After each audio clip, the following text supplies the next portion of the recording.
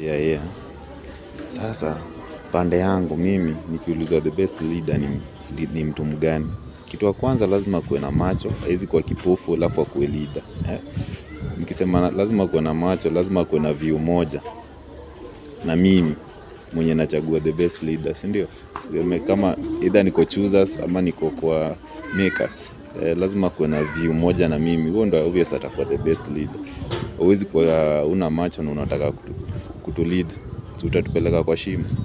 Haya, alafu the best leader lazima kuwe warrior, kwa sababu sasa leader anabudi inabidi tu amelead soldiers wa hiyo nchi.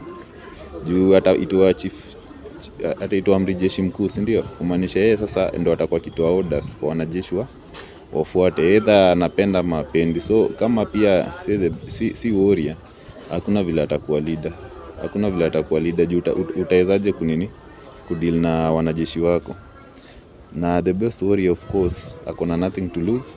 Sasa hapa hii place ya mwisho hii ndio naonanga mnakanyagia. As much as hiyo kiatu imeingia, amepimia hiyo kiatu imeingia pande ya mbele, nusu imeingia.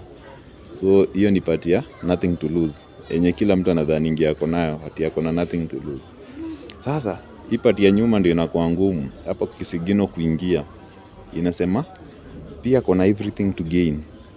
Acha nikwambie, si kila mtu mwenye akona nothing to lose ama anadhani akona nothing to lose ana count everything yenye itafanyika hapo baada ya kitu. Kwa hii sini warrior sasa tunaongelea. Kwa hii vita yenye imearise ama imemuinukia ati ni gain.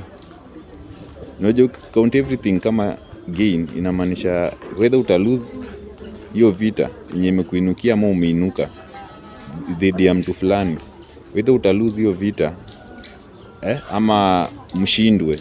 So either mta gain, either mta win ama mshindwe, huo ni hesabu like the same thing. Yani hujali kama mta win sawa, kama mta lose sawa. Hapo sasa ndio watu unapata kisigino itoshei. So watu wanasema wako na nothing to lose, lakini everything wata count kama gain. The best ni ule mwenye kuna nothing to lose na ana count everything kama gain. So ana fear. Huwezi kuwa leader tena na ukuwe na fear. Hatuna fear something inaweza happen. Everything wewe uko sawa nayo na hata una wasiwasi. Huyo ndio the best leader na ndio the best warrior. Na huwezi kuwa leader kama wewe si warrior, haiwezekani. Haiwezekani hata siku moja. Baadaye